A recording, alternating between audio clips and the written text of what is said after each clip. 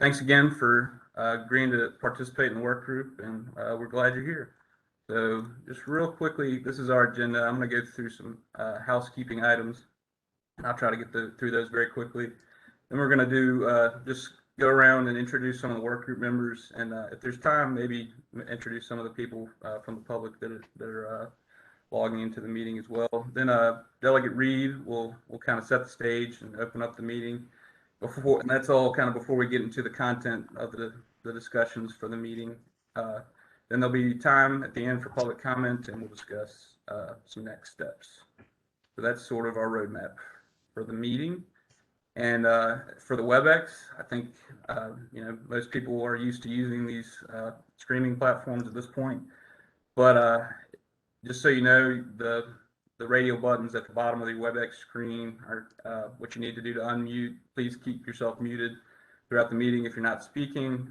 If you do want to talk, you can raise your hand. There's a raise hand feature over in the next to your name underneath the participant panel. And to get to the participant panel, you can it may already be there, or you can use these three dots, which is here in the navigation buttons, or you can submit comments to the chat box.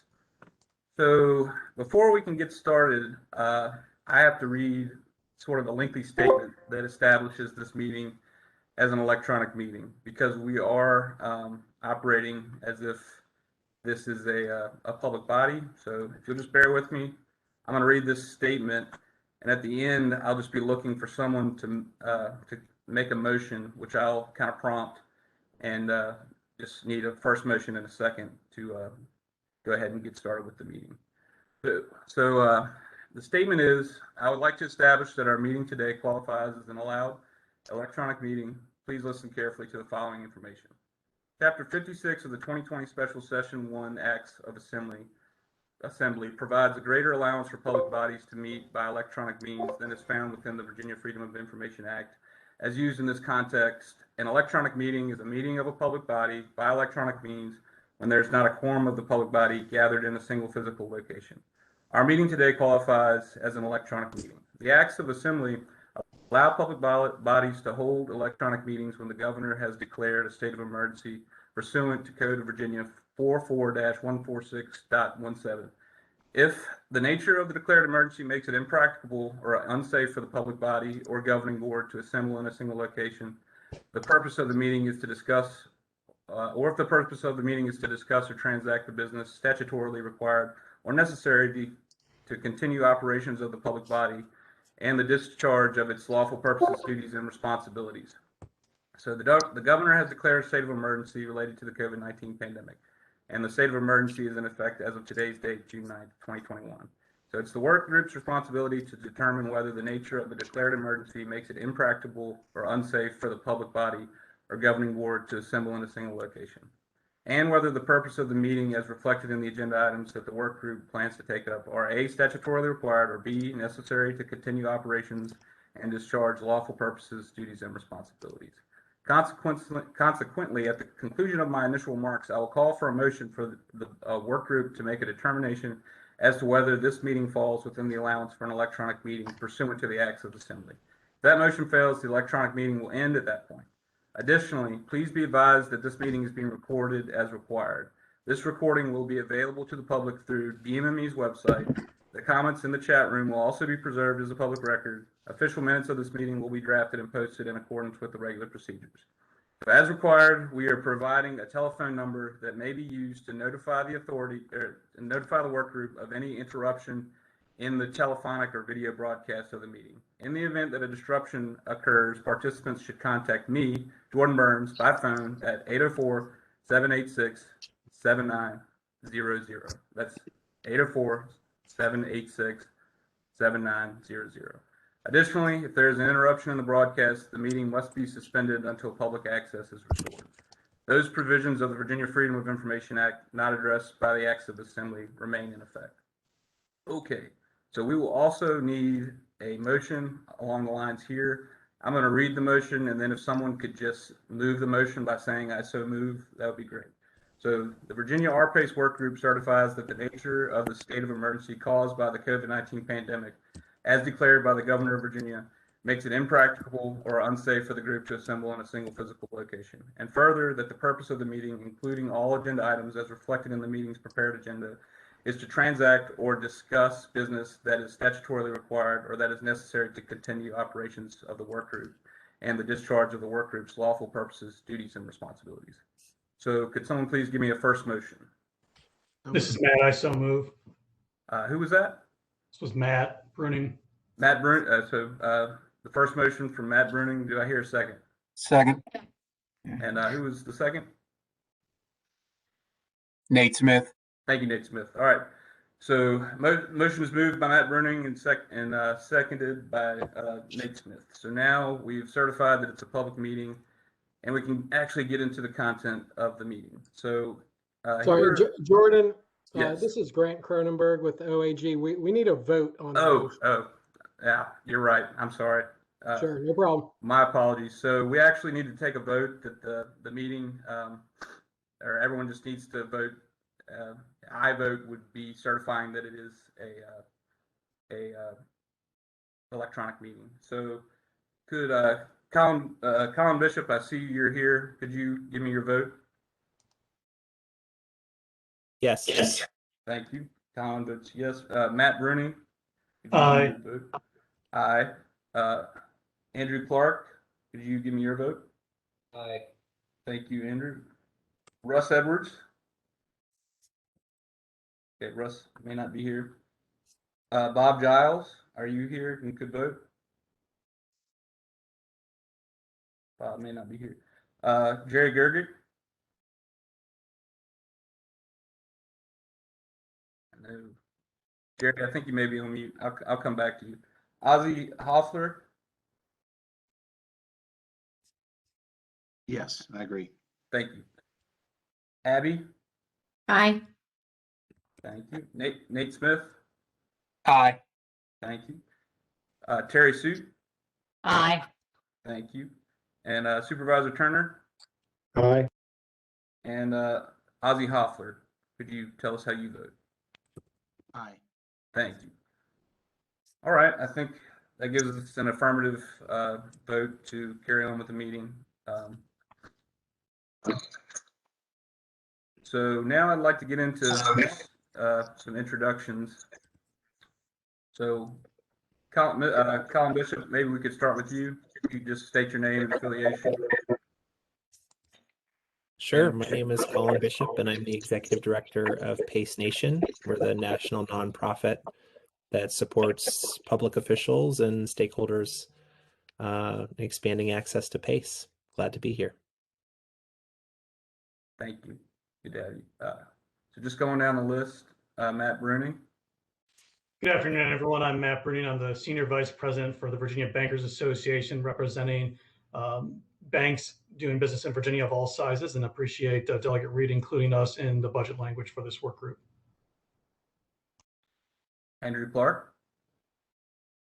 Hi, Andrew Clark with the Home Builders Association of Virginia, the trade association for single-family, multifamily builders, developers, and the various trades and consultants involved in land development and construction. Happy to be here. Thank you.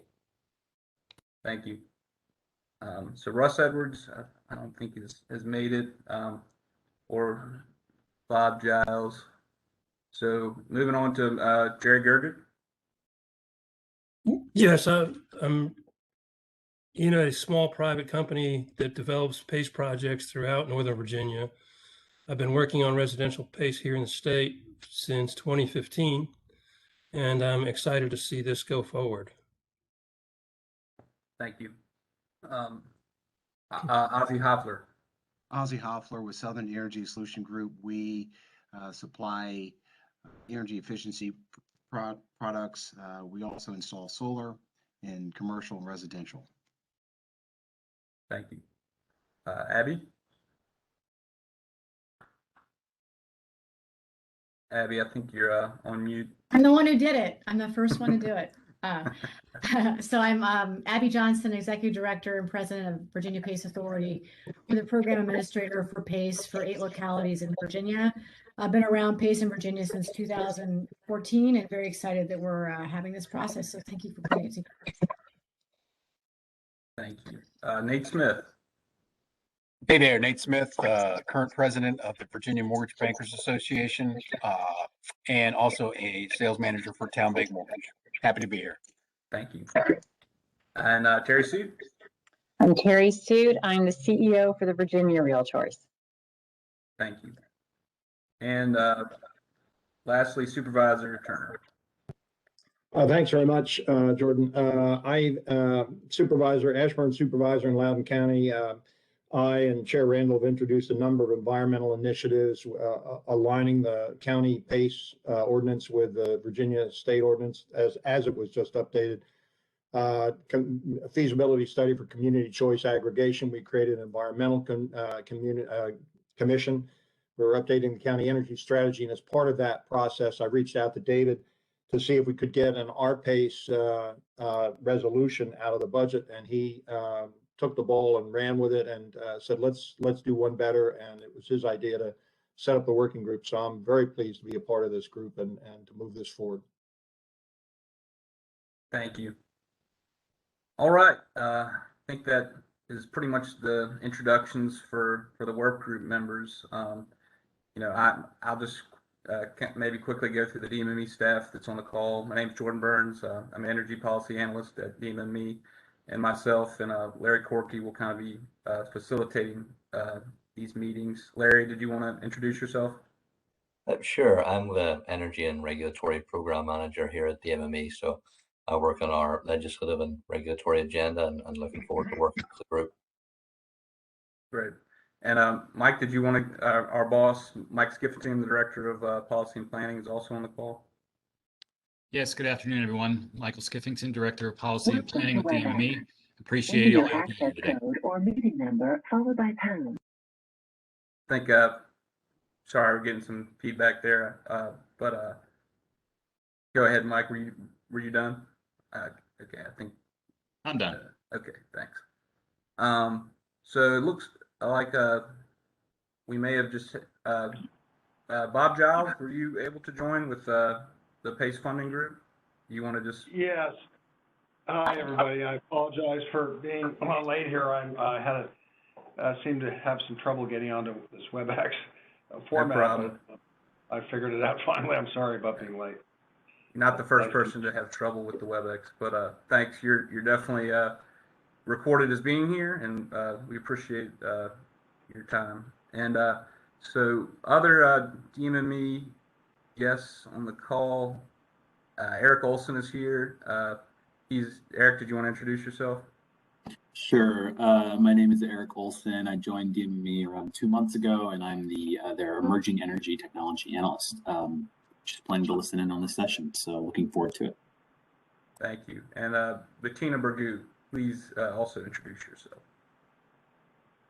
Hey folks, I'm Bettina Burgu. I'm even more of a newbie than Eric. I'm on my third week now at DMME. I am the Energy Efficiency and Financing Programs Manager. Thanks for being here. Thank you.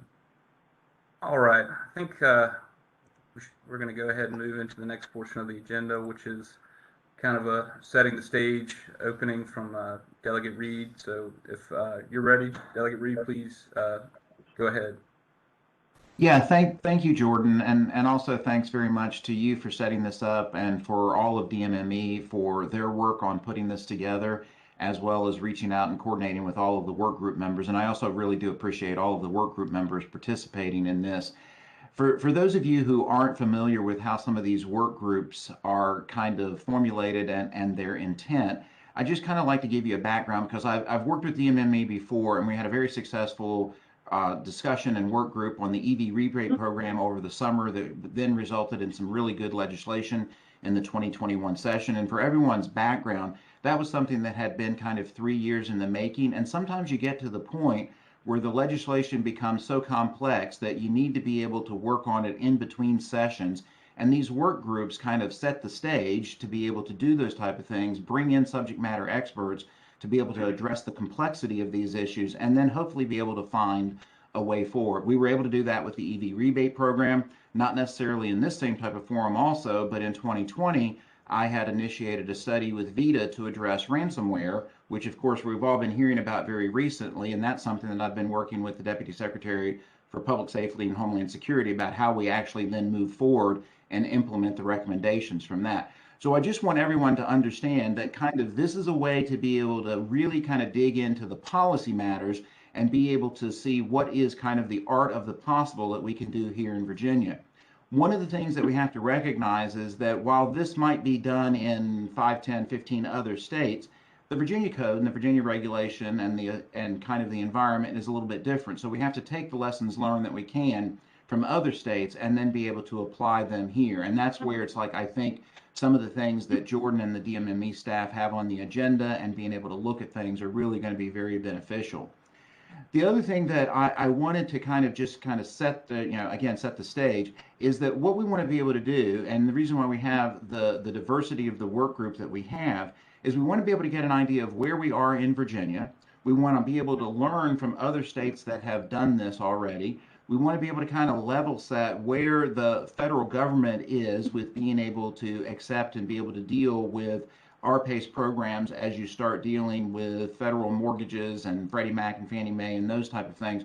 So it really is kind of open to all of those things. And again, it's really about kind of defining where we are, what's the art of the possible. And I also hope that there will be recommendations so that we can actually then, as an outcome of this, look at actual legislative or regulatory changes in the 2022 session, because that's, again, as we start dealing with issues that are much more complex, it requires more time to deal with the complex legislation than we often have in kind of the November, December, and then when we go into a 60-day session.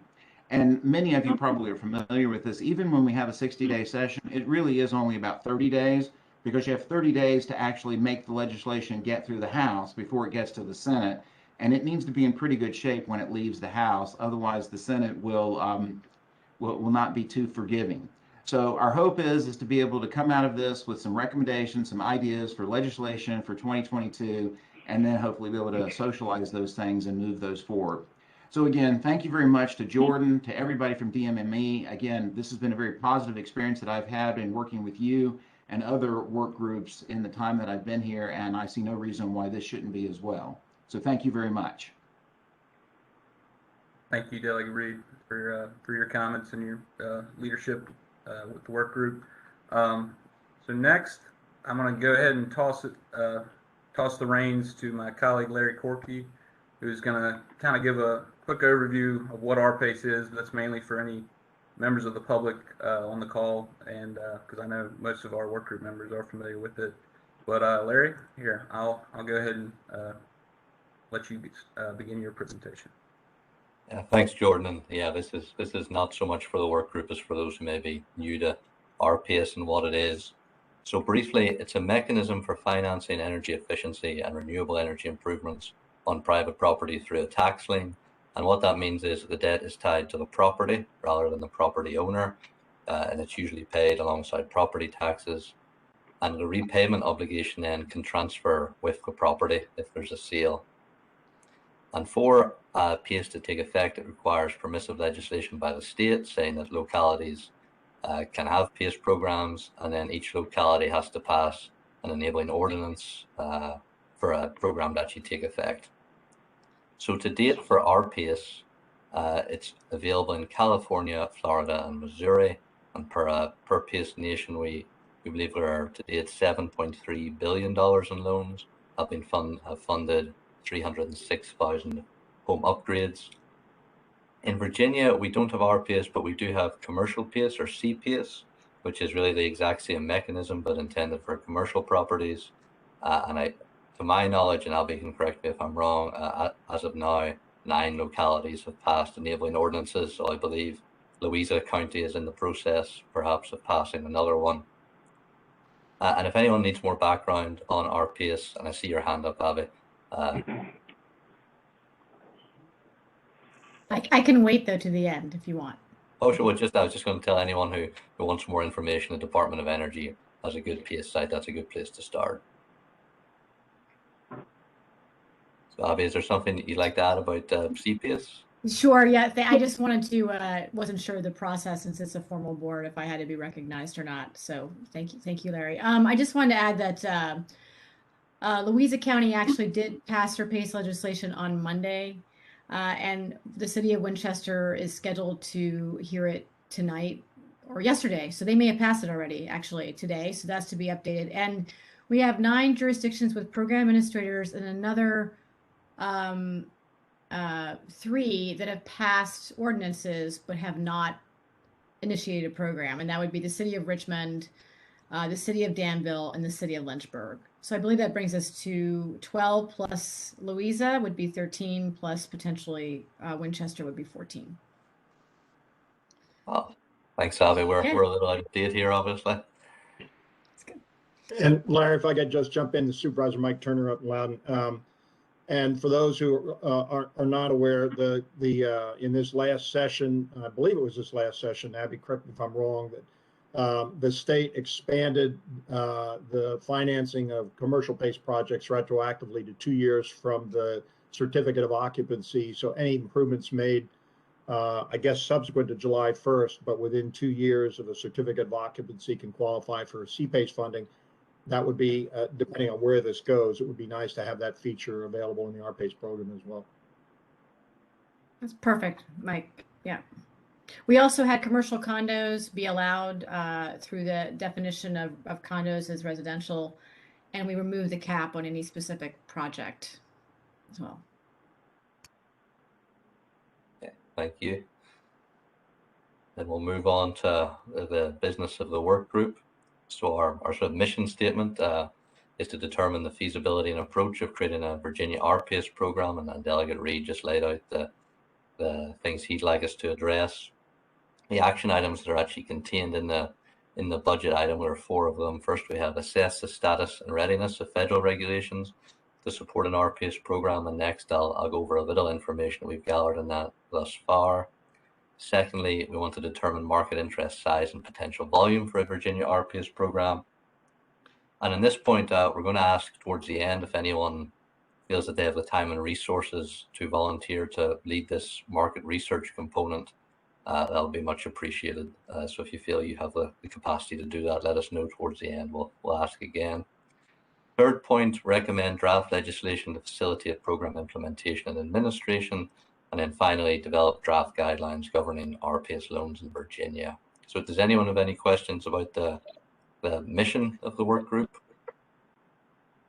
This is Terry Sood. Mr. Chair, is it okay if I speak? Yes, please, Terry. Okay, and I'm sorry, I was just now starting to search my computer for the agenda. Who is Delegate Reed chairing this? Who is the actual chair? So there's not really a formal chair. Sorry, Larry, I didn't mean to cut you off. But it's not really a board, so we haven't elected a chair. But I was kind of just reading typical parts that a board chair would read, but it's not as formal as that. But hopefully that answers your question and doesn't make you more confused. Yes. Well, that is odd. Normally we have a chair even when it's more of an informal type of work group. So was there a plan to elect a chair? Well, we did not. I think just Jordan and I here at the MME were planning to lead the discussions if everyone's amenable to that. Sure. That's just, sorry, having been a legislator myself, I'm used to having formal protocols to go through and process rules. So I would just ask, it feels like from what you're describing here as the 4 bullet points, that there's an assumption that a decision has already been made that the residential PACE program is appropriate to move forward within Virginia. Is there an opportunity here to have a discussion on whether PACE loans are even appropriate for the residential community? Absolutely. I mean, those 4 items are items we have to address, but I think if you look at that very first part of the mission statement, determine the feasibility of creating a program in Virginia, I think that's where we can address, could we create a program and should we create a program? So yes, absolutely, that's part of the discussion. And I suspect that's going to be a pretty in-depth discussion. I think so. I think so. And so today, as you'll see as we move through, what we're really trying to do is figure out what areas we need to focus on, what discussions we need to have, so we can take some deeper dives come our next meeting. Great, thank you. Larry, this is Mike Turner again. Can you share these slides after the meeting? Because this slide is a great recap of where we're headed. Absolutely. All this will be shared with the full work group. Great. Thank you. So any other questions on this? Okay, then we can move on to more of the logistical part of the budget amendment on the next slide. So firstly, we have the work group membership. As you can see from our roll call, we need to have representatives from Virginia PACE Authority, Virginia Bankers Association, Virginia Realtors Association, a PACE financing institution, a solar energy contractor, and a representative of the home building industry. So I think we have those representatives and some other very qualified people as well. An additional component of the work group, we have to solicit and evaluate written public comments, and there is currently a portal open, and that portal will remain open until September 1st. And so the public can comment there, and we can also view those comments as they are published. Then finally, our target date on this, it says DME shall provide a report detailing its findings and recommendations to the chairs of the House Appropriations and Senate Finance and Appropriations Committees no later than December 1st, 2021. However, for the work group, we'll probably need to get our work done quite a little bit in advance of that to allow for some executive review. So I think we'll be trying to wrap up maybe come mid-October, and during the next steps section, we'll go through a more detailed timeline. But so any questions on the logistical aspect of the work group at this point? Okay. All right, then next, going back to that sort of first action item about federal actions that relate to our PACE, I'm going to go over a few of the relevant events at the federal level that we've been able to research. And at the end, we'll ask if any members are aware of anything else that we should be considering. So the first one is a rulemaking underway at the Consumer Financial Protection Bureau. So pursuant to a section of the Economic Growth, Regulatory Relief and Consumer Protection Act that amended the Truth in Lending Act, or TILA, they've mandated that the Bureau needs to prescribe certain regulations related to PACE. So those regulations must carry out the purposes of TILA's ability to repay requirements with respect to PACE financing, and apply general civil liability provisions for violations of those ability to repay requirements. And it also directs that such requirements account for the unique nature of PACE. And I believe the impetus for this is in response to events in California, where over time they have implemented a series of new rules related to their PACE program intended to protect consumers. And we'll dive a little deeper into the experience of other states later on. In regard to this rulemaking, the CFPB has held their initial comment period last year. So the next step is for them to publish a notice of proposed rule. There's no set date for this, and I spoke with their Office of Regulations. They did not indicate that anything was imminent. Following, and if Jordan, you could just advance it to the next slide. Following that, there'll be a comment period and final rule, but there's also no mandated timeline for those steps. So we have some idea of what the rulemaking will entail, but when it will actually take effect is pretty unclear. But I suspect as we go ahead with this work group, we will have to some extent anticipate what we will see coming down the line from the CFPB. So then on the next slide, we have a few other federal actions that are relevant to our PACE, especially the volume of our PACE we might potentially have. So in 2010, the Federal Housing Finance Agency directed Fannie Mae and Freddie Mac not to purchase or refinance mortgages with PACE liens and reserve smaller potential actions. In early 2020, the FHFA held a comment period seeking input on potential changes to its PACE policies, but we're not aware of any further action in that area. In 2017, the Department of Housing and Urban Development announced that the Federal Housing Administration will no longer issue new mortgages on properties that include PACE assessments.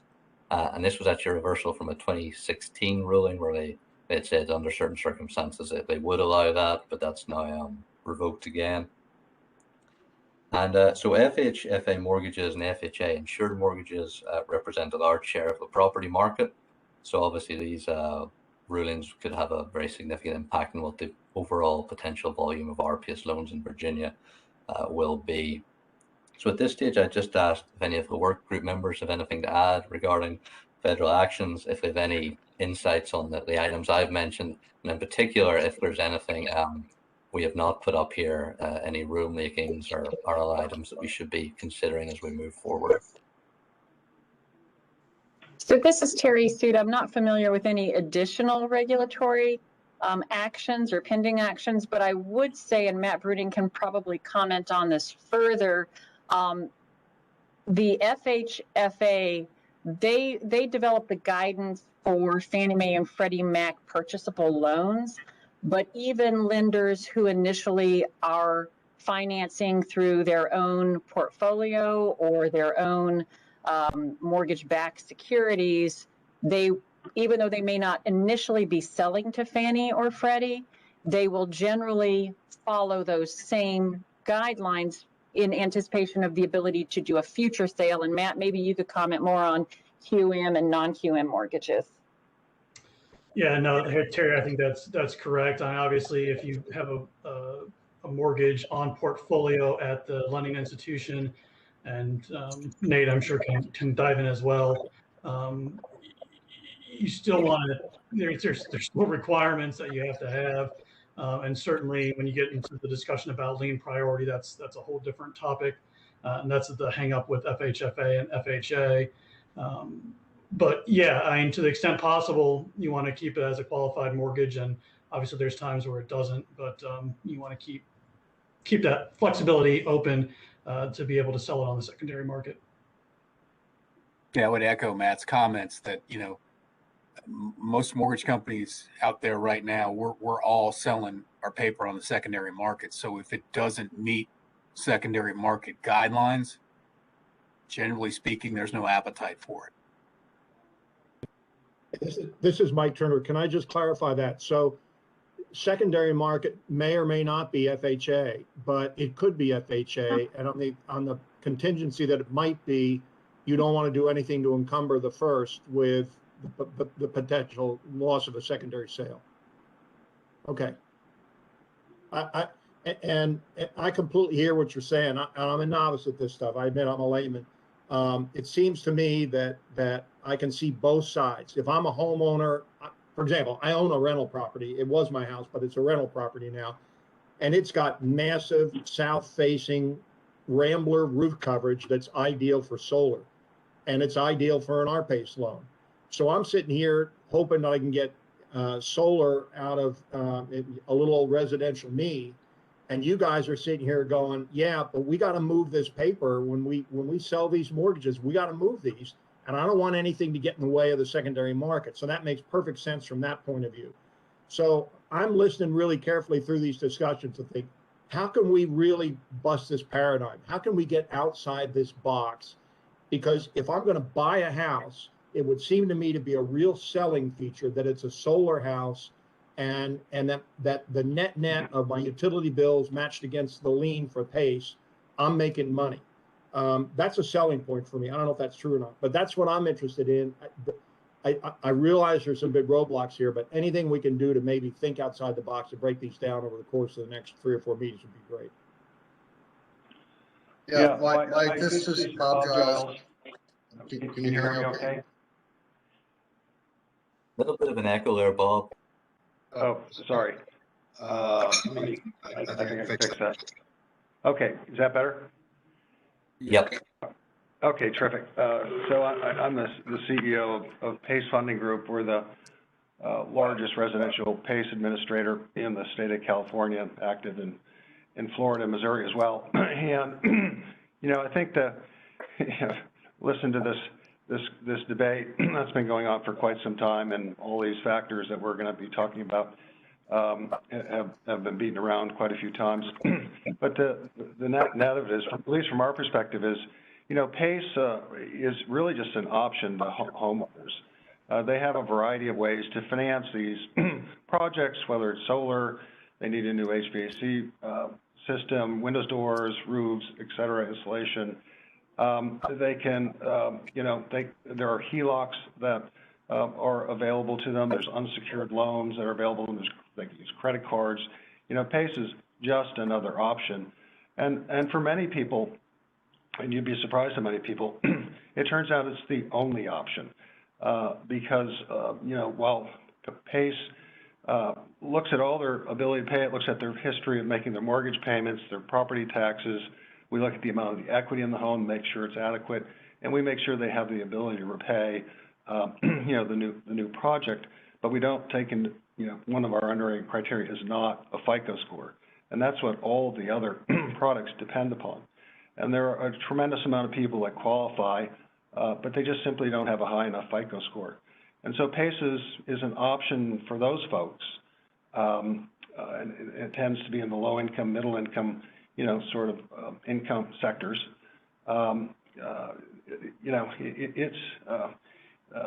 It's oftentimes the only option. And the banks are all free to make these folks loans, and they're just, they're choosing not to. It's just a segment of the population that, from their perspective, is just unbankable. So the net of it is PACE is a really valuable tool if you're trying to enable all sorts of people to improve their houses. So if I can add just one thing to that, please, just very quickly. Just clarify for a moment, Jordan, I think I'm going to go to you because I think you're kind of chairing the meeting. I believe this portion of the meeting was to discuss the regulatory actions, and what we were doing, or what I was doing, and I believe Matt Bruning and Nate, was to clarify the FHFA. I don't know that we're at the point in the meeting where we're discussing or debating the merits of the PACE programs, and I think there's probably a lot more input that you'll have from work group members on that topic. But for right now, just as a point of order, I believe we're focused on the regulatory actions that you all were presenting in this slide. Is that correct? I see your point. We were kind of discussing the regulatory aspects of our PACE. In the next slide, we're going to get a little more into what the priorities are for the work group. But thank you for keeping us on track. But I do think Mr. Bishop, will allow him just to give the comment that he was trying to give very quickly, if that's all right. But for people's awareness, we are going to get into the work group member priorities in the next slide. Thanks, Jordan. I was just going to make the, quick comment that PACE is voluntary.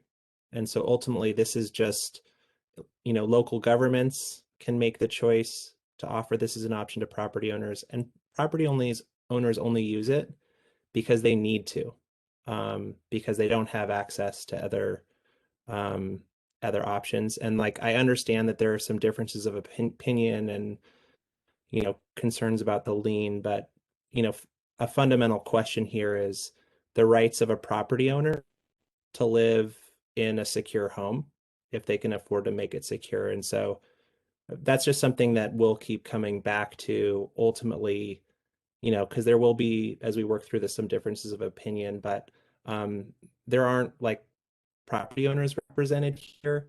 And ultimately that's the sort of core group that we're thinking about. So anyway, I appreciate the opportunity just to chime in, perhaps out of order. Thanks, Colin.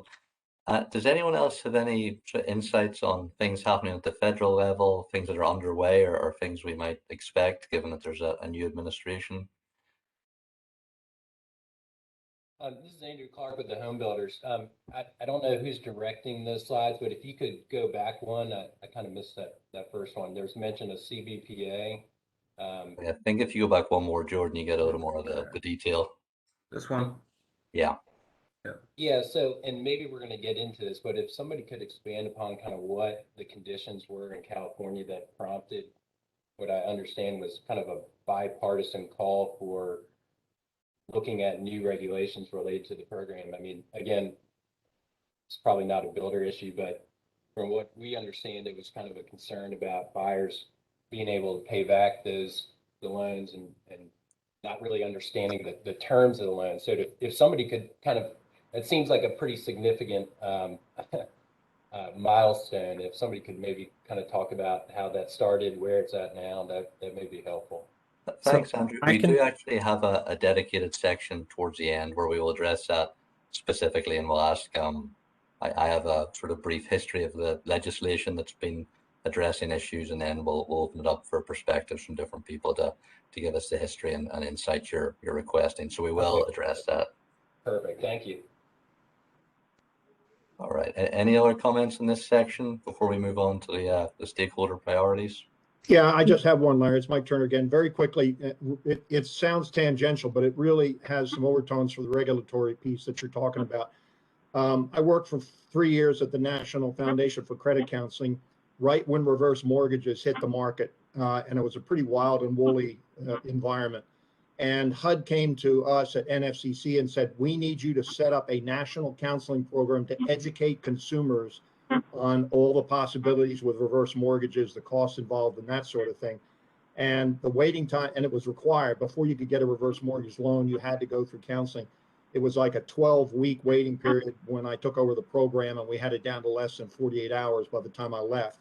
And it really, that mandatory education of the consumer became a major piece of reverse mortgage counseling.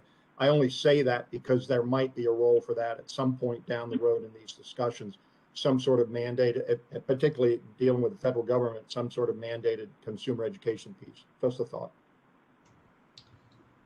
Larry, this is Matt. I just only note that, the CFPB rulemaking started in 2019, obviously under the different administration. We do not have yet a confirmed permanent new director at the CFPB. They've been nominated, but not confirmed. So there's no timeline that I've heard on when that's going to happen. So obviously with an interim person, I'm not sure they're going to be moving forward on a whole lot of things.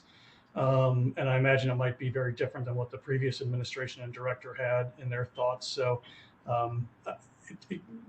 even what we had and they collected last time, I anticipate there might be some changes. So just, we can't put a whole lot of stock into what at least the proposed rulemaking, notice had. We got to go back and you have in there what the statute was on what they have to do. But, good luck trying to get a timeline out of a federal regulatory agency that doesn't have a permanent director right now. Yeah, it sounds like we could be waiting for a while. Thanks, Matt. Any other comments? Okay, in that case, we'll move on to stakeholder priorities. So letting all of you sort of state what you'd like to get out of this work group. And again, as we've mentioned a few times today, we're setting the stage for the next round of discussions. So we'll ask you what your priorities are in terms of what areas the work group should cover, and maybe also how we should go about it. So we have a few prompting questions here, but these are just prompts. You're not limited or bound by these. Just a few things we thought are worth considering are what information should the work group convey about RPS? What do we need to learn more about? What are the most important factors affecting the feasibility of a program? What are the most important factors in realizing the benefits of RPS in Virginia? And what kind of consumer protections do we need to consider? So I think for this, we'll go ahead in alphabetical order by last name as we did for the roll call. If anyone isn't quite prepared to speak, we can put them back to the end. And Jordan is going to note down suggestions as they're made and put them on the screen. And then we'd ask if a previous speaker has already made the point you would wish to make, that for expediency, you simply state your agreement, unless there's anything in particular you think we should add to it. And so with that, let me give 1 second, check my list, but I believe Colin is the first alphabetically. So please take it away, Colin.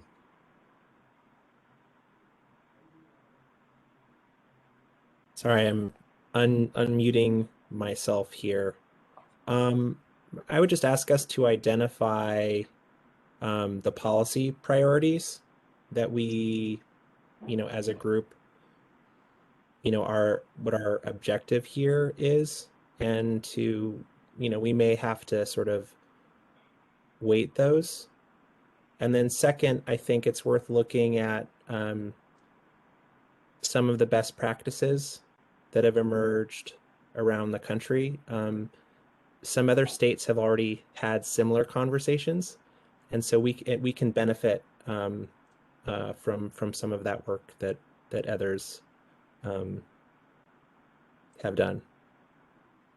And then finally, I would just say, Pace Nation is happy to provide data on, based on PACE in other states, on the number of residential property owners likely to benefit in the Commonwealth if PACE were to become available. All right. Thanks, Colin. And then Matt. Yeah, thanks, Larry. I think, two things from my standpoint. I'm glad Abby's on. I'd be interested in some of the lessons learned from the commercial PACE program and the, it sounds like about a dozen localities that have, at least passed the ordinance, and the 9 that are active on the program, and how those, what's worked, what hasn't. And obviously it's a very different product on the residential side, but any lessons learned now that we've had that on the books in Virginia for a number of years. The other piece is how it fits in with some of the other programs that are already, in the Commonwealth, whether it's, the weatherization programs at Virginia Housing, whether it's and DHCD, whether it's the new legislation on green banks that Delegate Corey had this last session. We don't want to create a whole new program when we've got some of the things that may be addressing some of the priorities and policy goals that we're setting out to potentially do with this program. Okay, thanks, Matt. And now Andrew.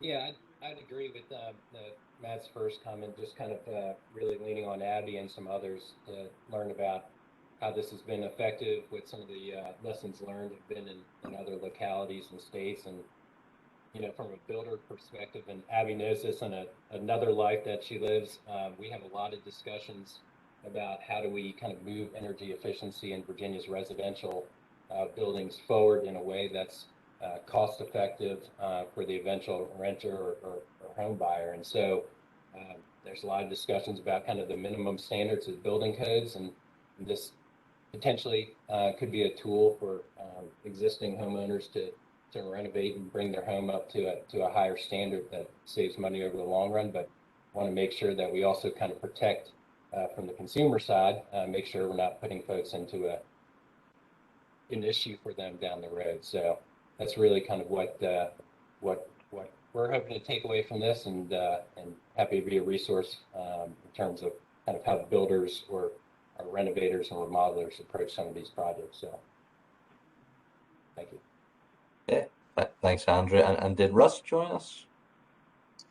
Russ did join us, just with a quirky video for a bit there. Thanks, Larry.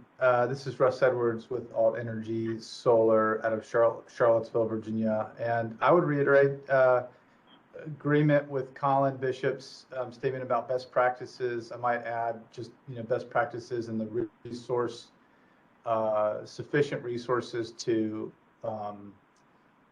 evolve those best practices as the program evolves itself, so that it's not stuck in 2021 when it's 2023.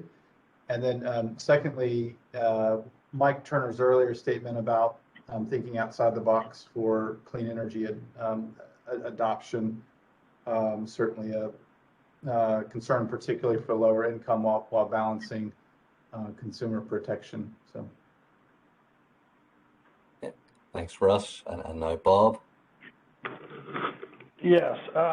So I just, reiterate what Colin has said about first making sure we're clear on the policy priorities. But I think what I can bring to this working group is lessons learned in the residential PACE industry, how it's evolved in the different states. Mistakes that were made in the early days when there weren't enough guardrails put into place, best practices. We're very much endorsing what we call the gold standards, and it really is a very good business if you do it right at the outset. That's the important thing in residential PACE, is to get it set up properly with all the right guardrails in place from the get-go. Otherwise, you'll go through this process of having to tighten down with future legislation, as we've seen here in California. But the lessons are all there. And I think it's a great program if it's structured properly. So I'm looking forward to, talking through this with all of you. Okay, thanks, Bob. And then Jerry, you're up next.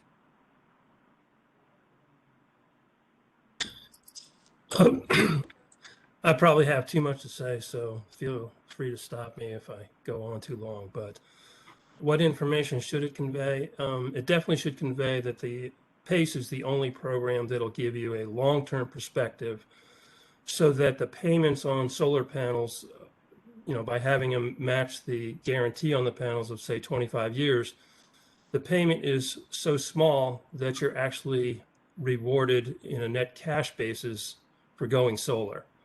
And that's the unusual byproduct of PACE that's not not considered well.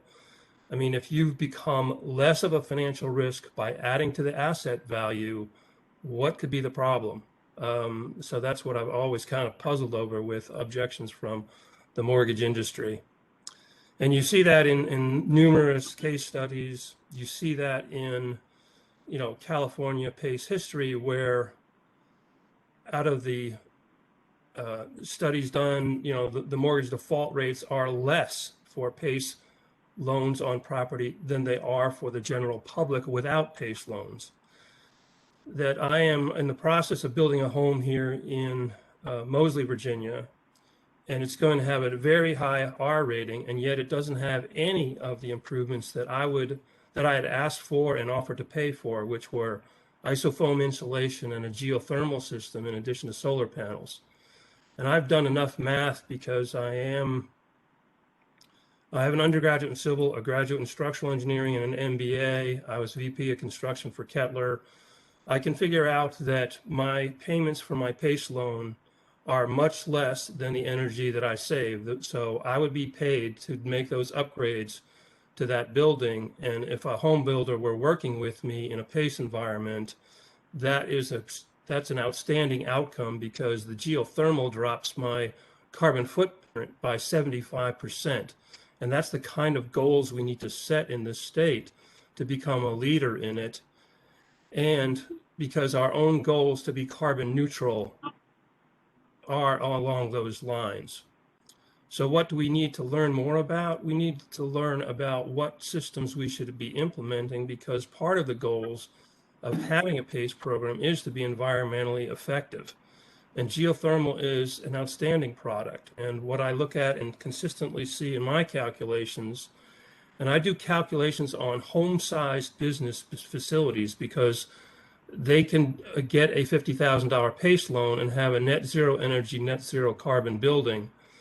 And it looks just like a house. It just happens to be commercial products. So I don't understand why there's such a concern about doing this for residential properties. What are most important factors? Excuse me, Mr. Gerke. I think we're mainly just doing the first question right now. Is that correct, Larry? Or did you? Oh, no, I was going to let anybody address whatever they wish. These questions were really just prompts, but I would ask Jerry. I was going to give everyone sort of up to 5 minutes, so you have sort of a minute and a half left, if you can wrap up within that time. Okay, well, again, I'll just go to the last one. And the most important thing to recognize is the long-term secure nature of the payment, so that a mortgage lender ought to be the PACE lender. And the reason is because they're two different risk baskets. One is associated with market risk, the other is not. And to me, they just look completely different as loan products. That's it. Okay, thanks, Jerry. And next up we have Ozzy.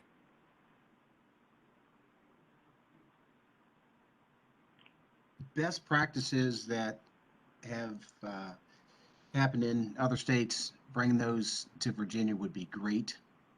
Looking at the fact that many of the folks that have the higher interest rates may have higher electricity cost, and RPACE may be able to help them at a more favorable interest rate. and just looking at just bringing in some more of the equity gap that exists in Virginia and across the country.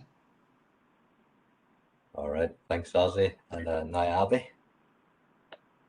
think by the time we get to Jay, most people have provided all really great information, but I have a few kind of comments or supporting comments and additions to this. So I would agree that definitely we want to address the equity issue. I'm on the board of Virginia Housing and the DHCD board, and this is something we encounter every meeting we talk about. We try to address either through loan programs, through building codes, through incentive and grant programs, and the gap is still really huge. And so when we're out there talking to business owners or to do commercial PACE, there's really so many questions are like, why don't we can we do it on my house? And these are questions we get all the time, and often from communities, underserved communities of color.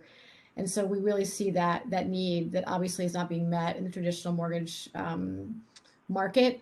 So I think definitely we're just from that perspective, we're seeing the value of addressing these issues of equity. Also, the fact that we have resiliency and stormwater management and wide variety of energy efficiency, renewable energy.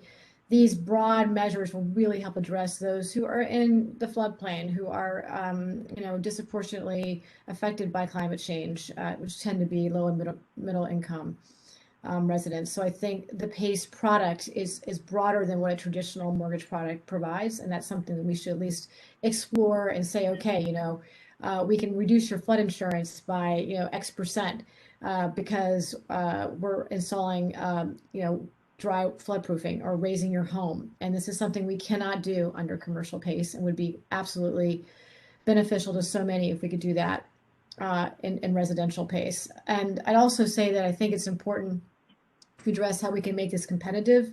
Is despite it being on the books, as Matt mentioned and Andrew mentioned, since 2015, basically all those localities we talked about having programs or in formation or hired a program administrator, they've all been in the last year with the exception of Loudoun and Arlington County. So our program is actually, our PACE program is not really that old. So we are still learning, but we can see the needs for look back resiliency financing, things like that as being something that will really make a huge difference in both sectors. And lastly, I'd say it's really important that we have competition so that we can offer, like in commercial, different lenders and providers so we don't have a monopoly. I think that'll be important to keep pricing down, which is also key to helping those inequities get reduced.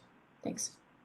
All right, thanks, Abby, and we'll make sure to go in reverse order if we have to do anything by name in the future. I think I just saw a chat from Nate saying he had to drop off, but he provided some of his priorities. I'll just read them out quickly. He says, I would like to know how we could weave this into current business practices, as well as what are the true advantages of PACE products. And he said he'd like to unpack some of those stats that Jerry had provided earlier about the benefits of PACE. Okay, and then we'll move on to Terry. Terry Stooge? Okay. Yeah, thank you. So I'm not sure that everything I have really fits into how you've listed this, so I'll let you pick where you want to put it. I think we're talking about two very separate issues, but they're being combined into one. There is the issue of the value of energy efficiency, and then there's the issue of PACE financing.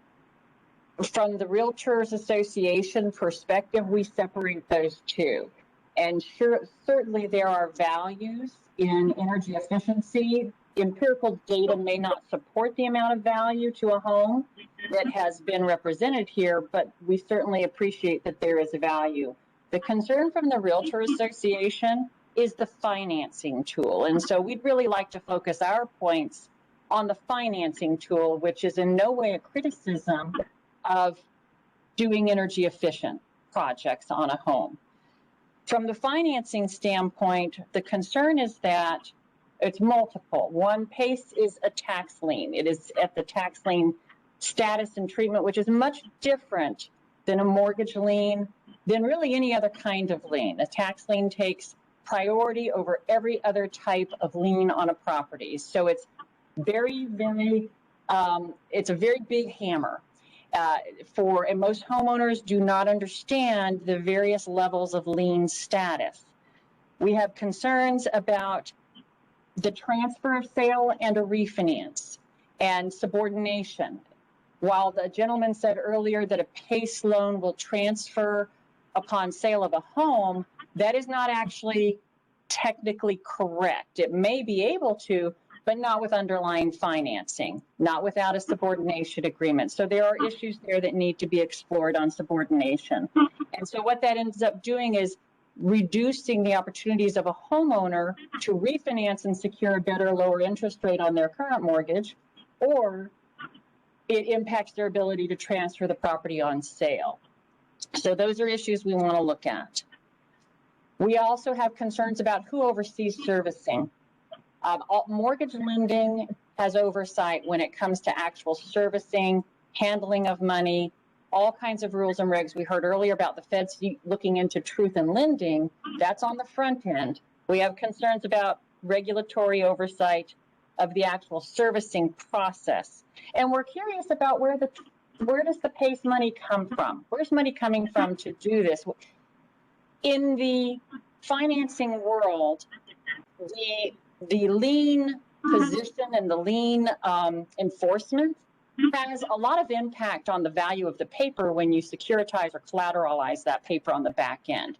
So we have some questions about whether the push for a tax lien status might actually also be part of a business model for the financer, and if maybe perhaps there is a financial interest on that paper and making that paper highly valuable and that product very profitable on the back end, while there could be other opportunities at lower interest rates or a better lien status for a consumer, while they're still accomplishing the same energy efficient end goal. So we have questions about that.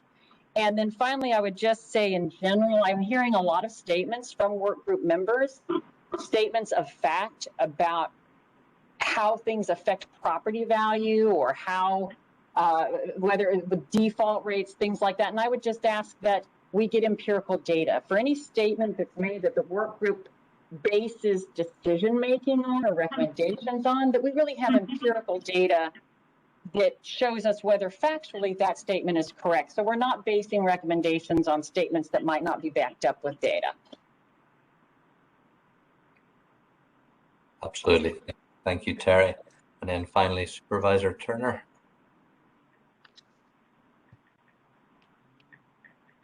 Sorry, I'm working multiple mouses here. Under what do we need to learn more about, and what are the most important factors in realizing the benefits of RPACE in Virginia? We've had a CPACE ordinance in effect in Loudoun County for quite some time. We've just updated it. We're the fastest growing county in Virginia and have been for a long time.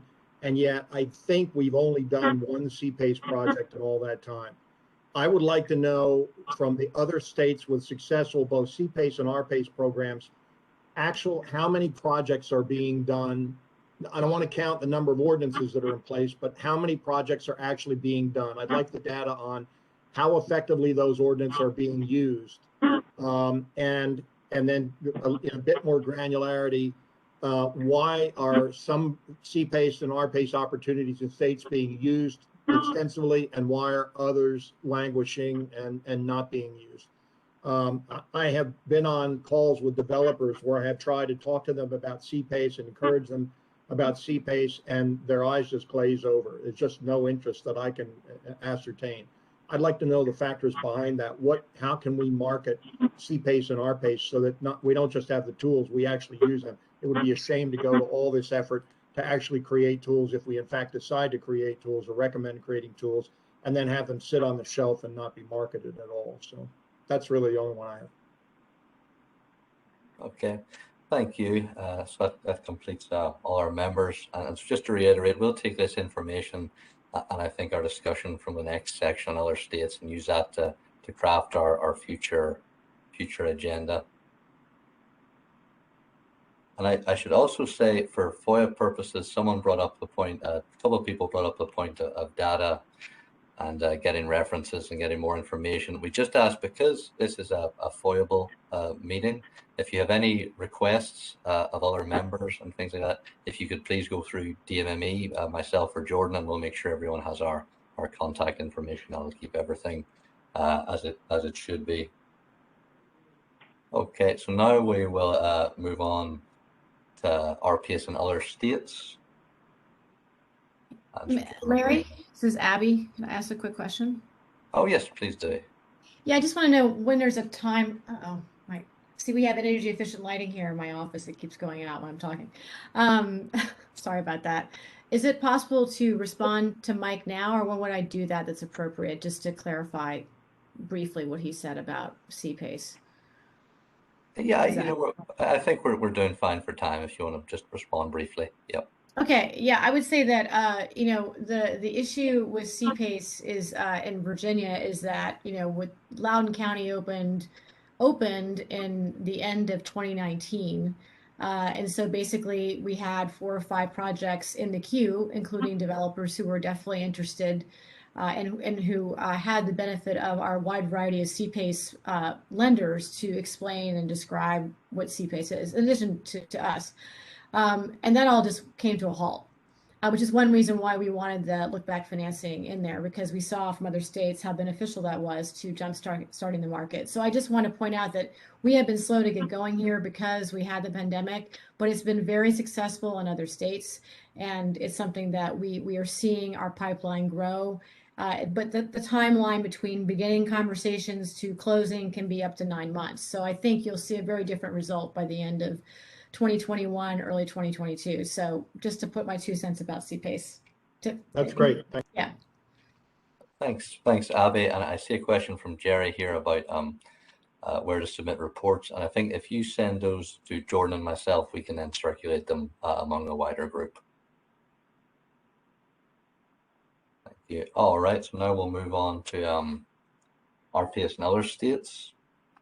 And so I'm going to run through just the legislative developments in these states and then ask for the members' perspectives on what's happened there. And maybe at the end, one of the PACE organizations, maybe Abby or Colin or Bob, could, if they have any perspective on the history of how these things developed, they could go first. So we'll start with California, which our RPS program was established there in 2008, and I believe it's by far the largest PACE program in the country. So their first major action after it had been established was in 2014.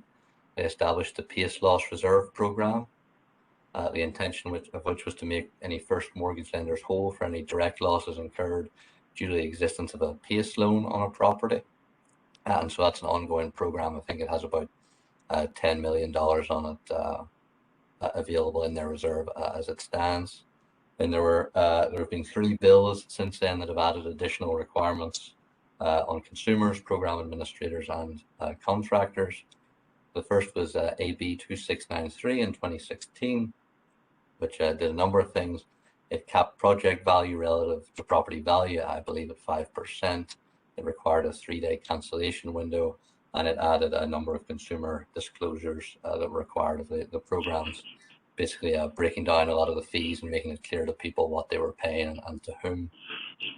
And in 2018, we had 2 pieces of legislation, AB 1284, which established stricter requirements for PACE providers and also additional criteria for borrower eligibility, including the ability to repay requirements.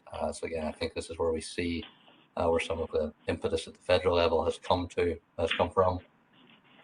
And then we have SB 242 also in 2018, which had stricter requirements for consumer disclosures and also stricter requirements regarding arrangements with contractors. For example, it prohibited programs for engaging with contractors who are unlicensed or in poor standing. So that's California. Hey, Larry, this is Matt. Do you know by chance, you mentioned the loss reserve program in California and the $10 million. How is that funded? I'm not sure how it was initially funded, but I can look into that. I can tell you it came out of early cap and trade revenues. Actually, Arnold Schwarzenegger set up the program. And it's very interesting. This is extremely interesting. And it's set up to make the banks whole dollar for any loss attributable to a PACE assessment having a lien priority against the first mortgage holder. And of the $10 million, $0 have been drawn down as a result. So it's quite an interesting story. It tells a story, I should say. Yeah, thanks, Bob. That's one of the mechanisms we might want to look at in more detail in our next session. Yes. And then moving on to Missouri, and everyone will have a chance at the end to talk about all the states. I'll just go through them quickly now. So Missouri's program was established in 2010, and then just in the past couple of months, they passed HB 697, which very similar to what the developments you've seen in California. It increases the oversight of the program administrators, caps the project value, adds a series of consumer disclosures, and adds new restrictions on contractors. And that was just passed by, I believe it comes into effect at the start of 2022. And then finally, Florida, they had also established their program in 2010, but they have not had any, I think we have a slide on Florida, but there's not much to say. They have not had any major legislative changes since the inception of that program. And so then if you go to the next slide, Jordan, again, just we're still working at a pretty high level here, trying to figure out what we need to learn more about, what we need to discuss in this group. So before I open it up and hear some other perspectives on what the benefits and challenges observed in other states have been, I would just ask if maybe one of our PACE organizations, maybe Abby or Colin or Bob, had any sort of more historical perspective on how those programs developed, particularly in California, where I suppose we've seen the most action. So, would anyone like to? I'm happy to give my input here. And you know, we are here, based here in California. Have been at this for a while, and have seen the development of the various pieces of legislation that we've been supportive of most all of the measures they've put into place. It's made it a better business, you know, somewhat at the cost of volume, but it's important to have all the right safeguards in place. And there's many lessons to be learned from here in California. And one of the biggest the laws that had the greatest impact here in California, and actually reduced the overall size of the volume in the state, is AB 1284, when it required the PACE providers to collect income documents and real proof that these people have a true ability to pay.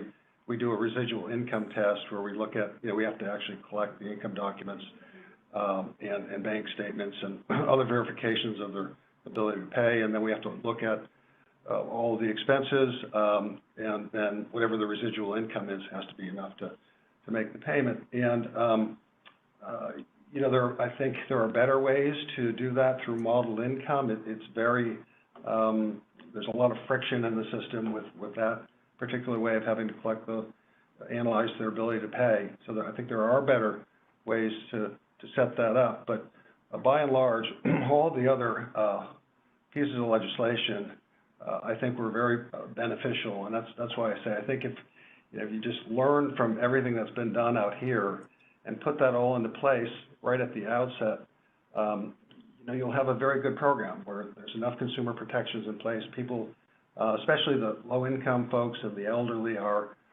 protected. There needs to be, you know, everybody needs to look at those groups a little more closely than the other groups. But you know, it could be a great program if you get it set up correctly at the outset. And this is Abby. I think Colin is not on right now. If he is, I'll defer to him. Are you there? He had to drop. He texted me. So I'm not I'm sorry. I think Colin is on. No, he had to drop. Oh, my apologies. Yeah. Go ahead. Yeah. So I was just going to say that, you know, I do specialize in commercial PACE, but I've been around PACE since the end of 2012 and was involved with one of my clients who was purchasing residential PACE bonds back in 2013, 2014. And it was a completely different environment.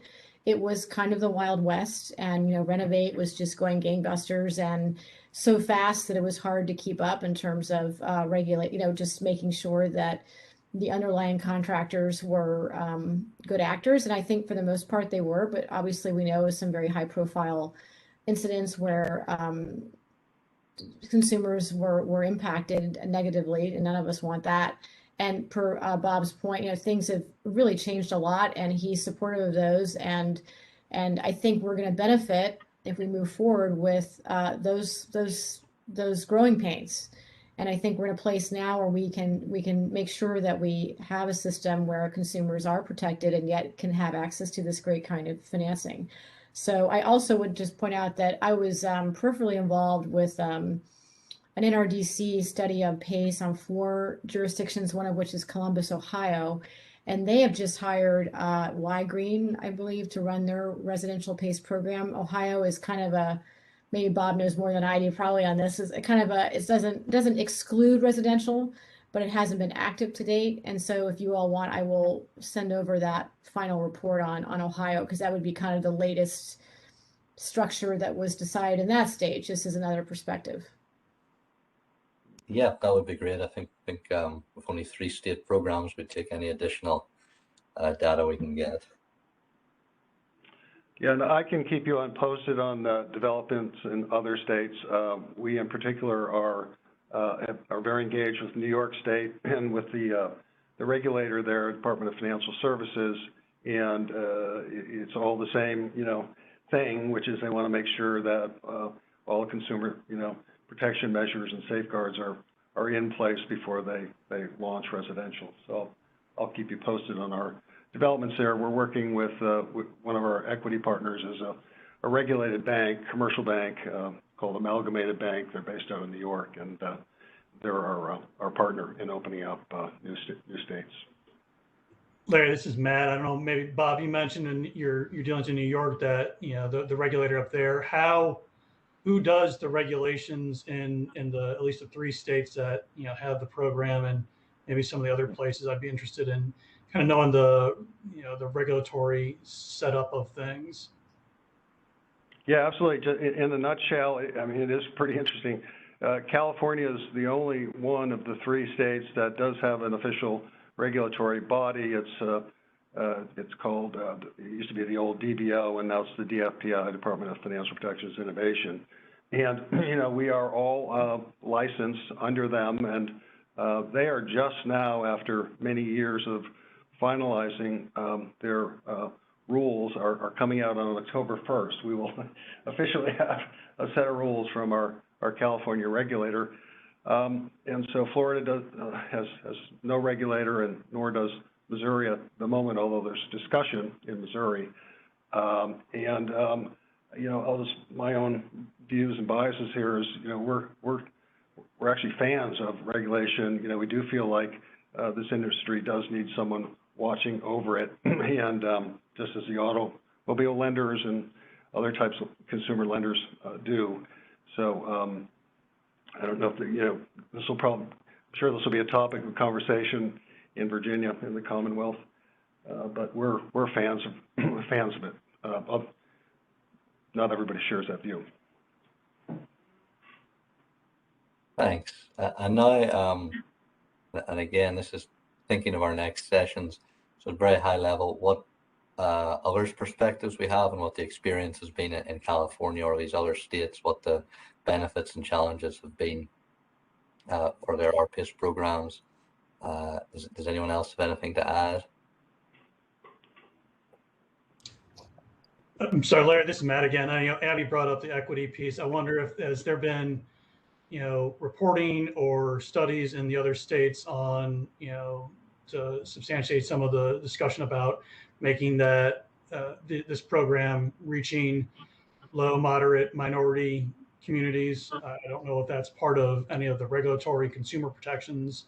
Like banks have the Community Reinvestment Act. We have HMDA, where we've got to report on all that demographic data.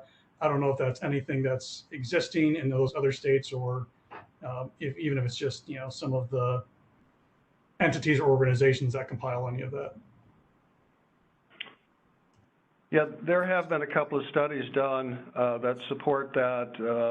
One in particular from University of Southern California Public Policy Group. That's done a research piece on how solar has been more effectively rolled out because of PACE. More people have access to it. So I can send you some research reports along that way. And I would add, there's another one, I think, Bob, was another one in Florida.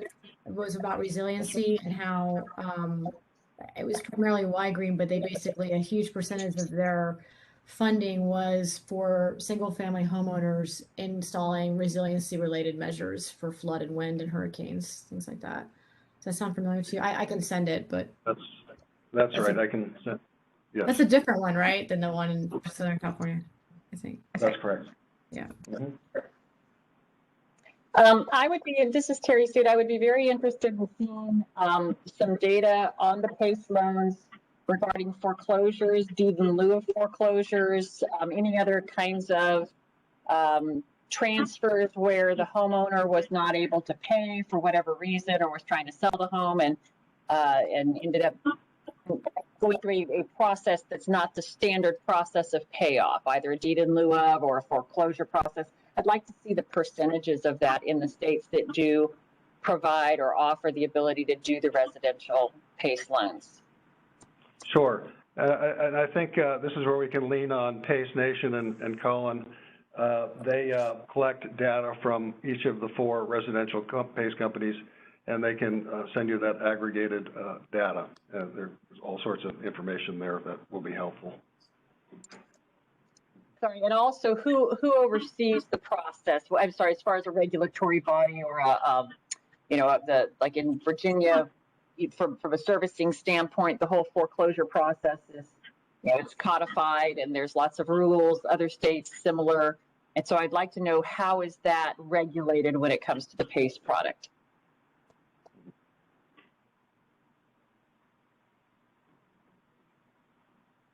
Okay, thanks. We'll add that to the discussion points. Yeah, and does anyone else have any comments? Yeah, this is Mike Turner.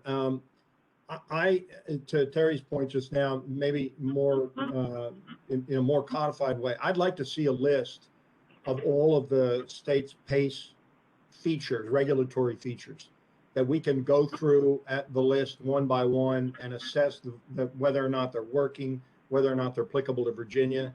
I've heard some awfully good programs and legislative regulatory initiatives here that have really got me pretty optimistic.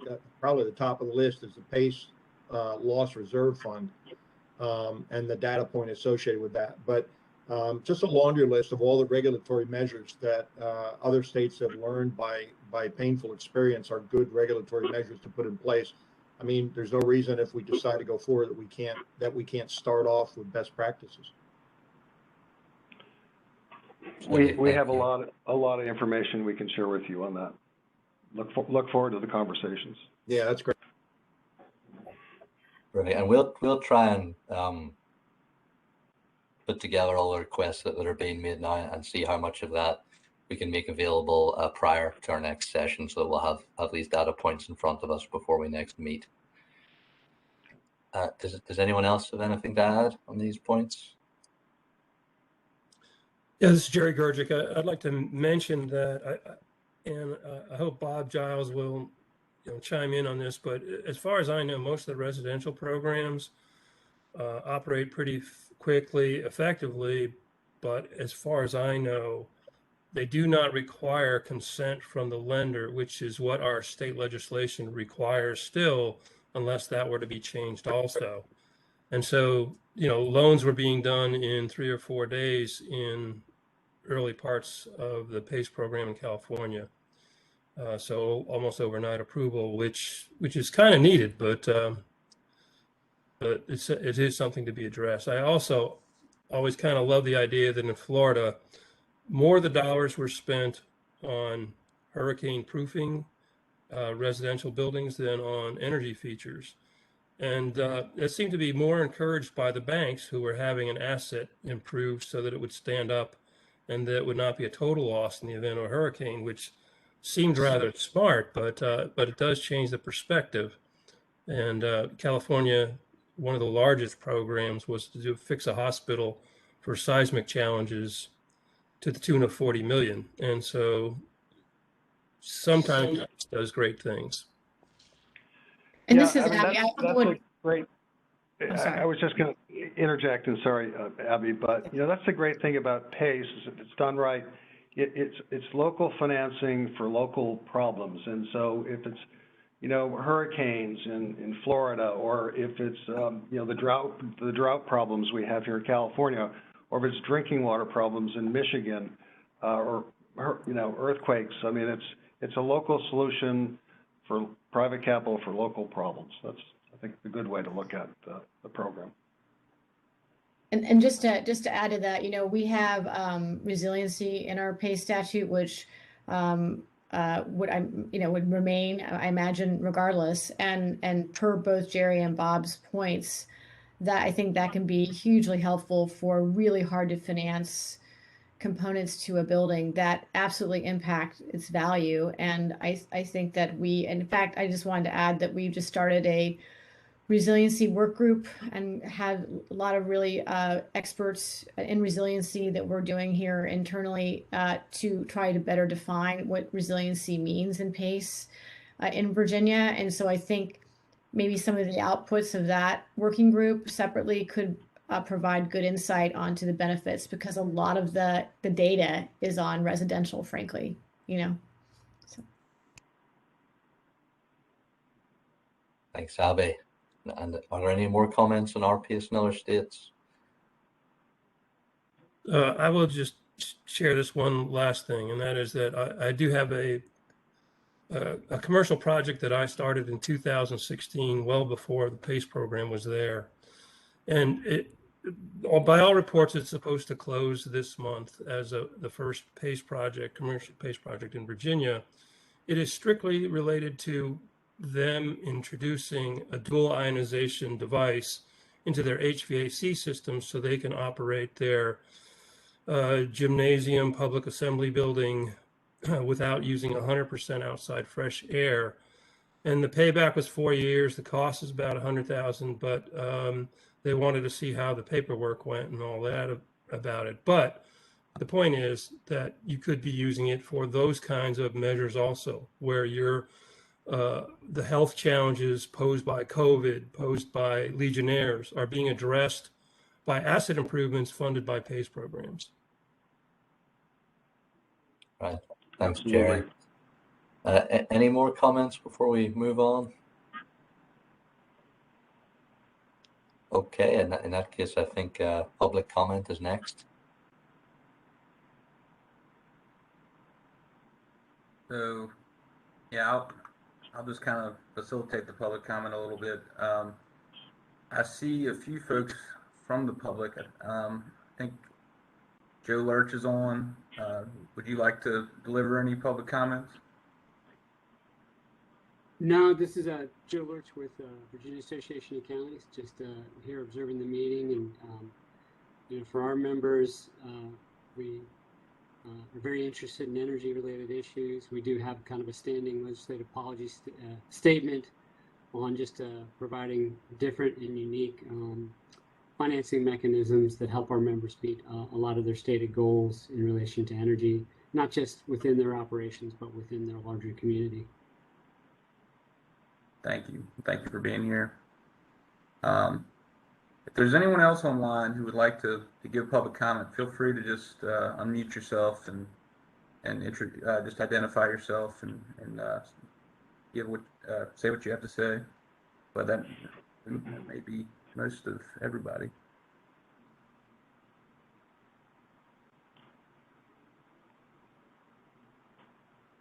So I think that might be all for the public comment. We also, like Larry mentioned, we have opened an online forum on the regulatory town hall where people can go in and deposit their comments and give their point of view on the Virginia RPACE program.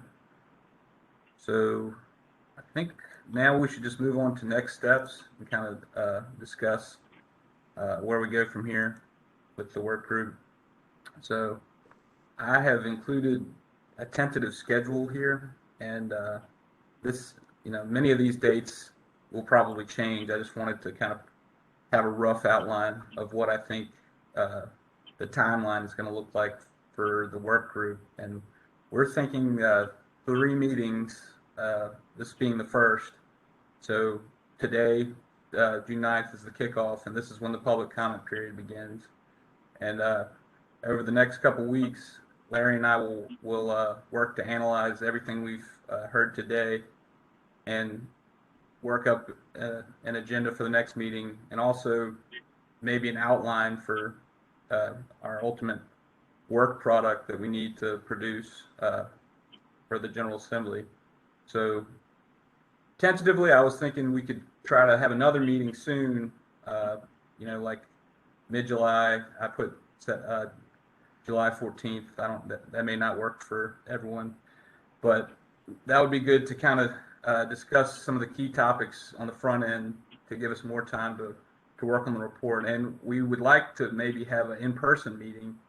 And we could maybe do, I know some folks are maybe won't be able to attend in Virginia in person, such as Bob Giles. I think he's in California, so we could maybe have like a hybrid virtual and in-person event.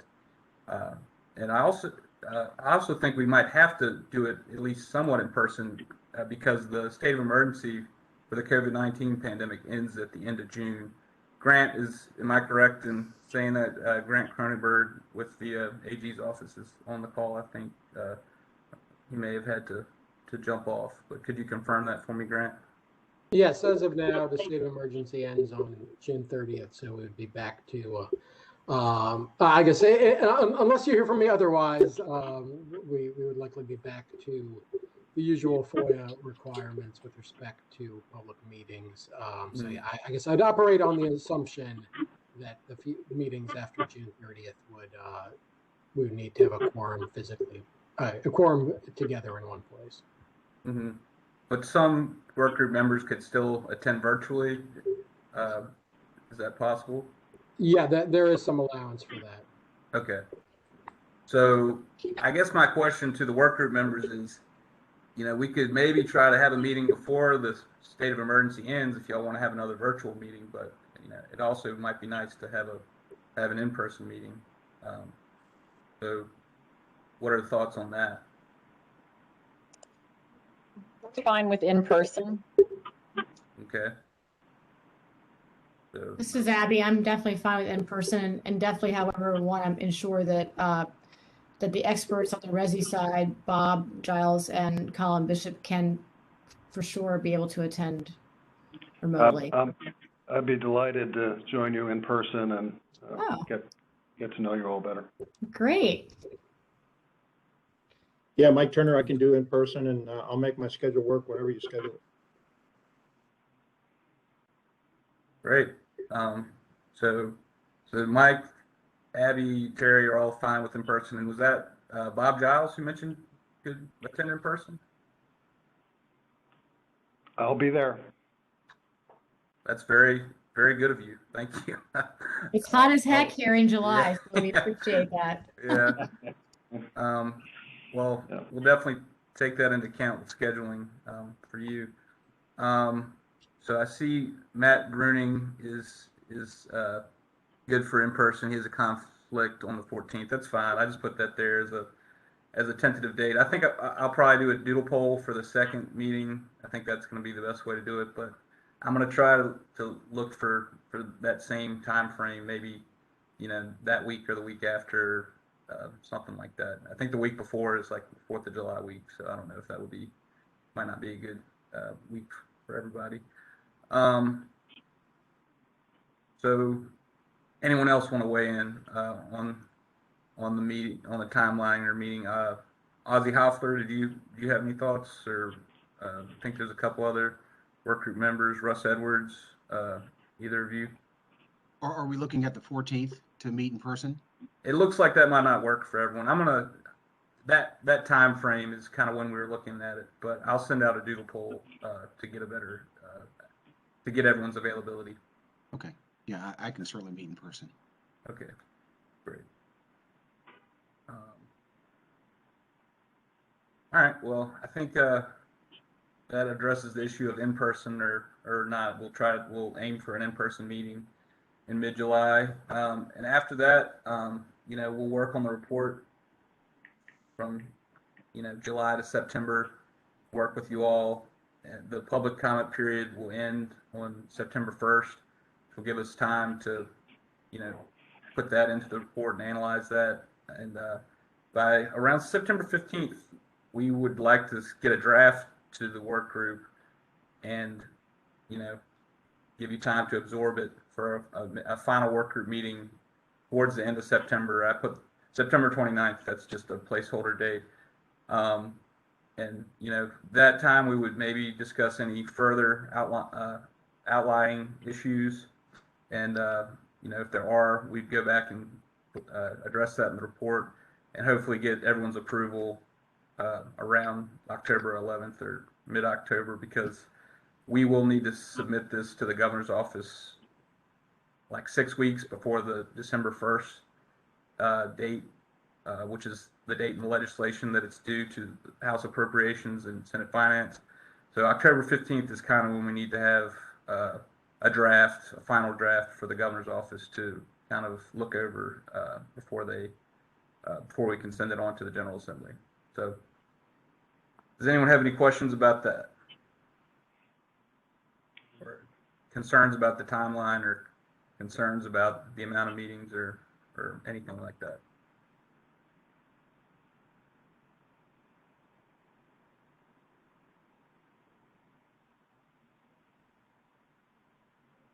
All right. Well, since I'm not hearing anything, I think we can pretty much bring the meeting to an end. It's 3:40, so it's about 20 minutes earlier than I thought we would go, but I'd love to give you that time back in your life.